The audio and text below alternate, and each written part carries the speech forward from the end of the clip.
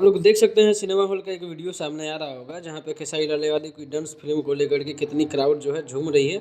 और ये जो झूमना है केवल इसलिए हुआ है क्योंकि खेसारी लाल की जो डंस मूवी थी उसके एंडिंग में डंस 2 का अनाउंसमेंट हो गया है।